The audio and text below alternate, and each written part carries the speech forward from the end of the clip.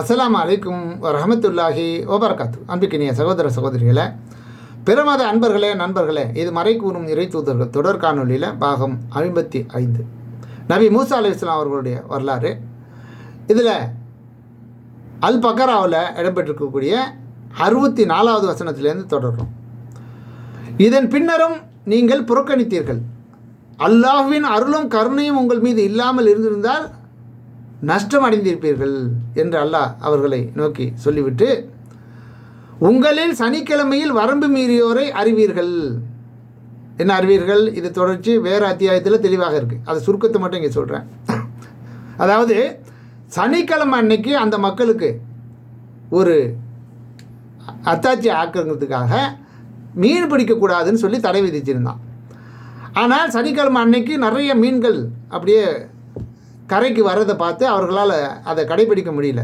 அதை மீறி மீன் பிடித்து விட்டார்கள். அந்த குற்றம் செய்ததினால் அவர்களை குரங்குகளாக அல்லாஹ் மாற்றிவிட்டான். சரியா? அதை மாற்றிட்டு தான் அல்லாஹ் சொல்கிறான், அதை அவர்களை குரங்குகளாக மாற்றப்பட்ட அந்த சம்பவம் இருக்க, அது அந்த காலத்தில் வாழ்ந்த மக்களுக்கும் பின் வர இருக்கின்ற அவர்களுக்கு பிற்பாடு யுக முடிவு நாள் வரை இருக்கக்கூடிய மக்களுக்கும் பாடமாகவும் நம்மை அஞ்சுவோருக்கு படிப்பினையாகவும் ஆக்கினோம் என்று அல்லாஹ் கூறுகிறான். அப்படி கூறிவிட்டு மேலும் மூசா அலைஹிஸ்ஸலாம் அவர்கள் அந்த மக்களை பார்த்து சொல்கிறாங்க, ஒரு காளை மாட்டை நீங்கள் அறுக்க வேண்டும் என்று அல்லாஹ் உங்களுக்கு கட்டளையிடுகிறான் என்று மூசா தமது சமுதாயத்திலும் கூறிய போது அந்த மக்கள் அவர்களை நோக்கி கேட்கிறார்கள், எங்களை கேலி பொருளாக கருதுகிறீரா? என்ன விளையாட்டாக போச்சு உனக்கு? காளை மாட்டை அருங்கிற என்ன விஷயம் அப்படிங்கவும் என்று கேட்குறாங்க. அதுக்கு அவங்க மூசா அலைஹிஸ்ஸலாம் பதில் சொல்கிறாங்க, என்னை அறிவீனனாக நான் ஆவதை விட்டும் அல்லாஹ்விடம் இருந்து நான் பாதுகாப்பு தேடுறேன். நான் அறிவீனன்லாம் கிடையாது, நான் புத்திசாலி தான். அல்லாஹ் உங்களுக்கு கட்டளை இட்டதை உங்களுக்கு எடுத்து சொல்கிறேன். அதனால் இந்த மாதிரிலாம் சொல்லாதீங்க அப்படின்னு சொல்லி அவர்களுக்கு அறிவுரை சொல்கிறாங்க. உடனே அந்த மக்கள், உமது இறைவனிடம் எங்களுக்காக நீ அல்லாஹ்விடம் கேளு.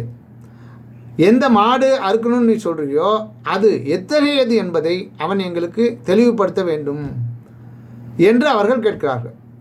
அதுக்கு மூசா அலைஹிஸ்ஸலாம் சொல்கிறாங்க, அந்த மாடு கிழடும் அல்ல, என்ன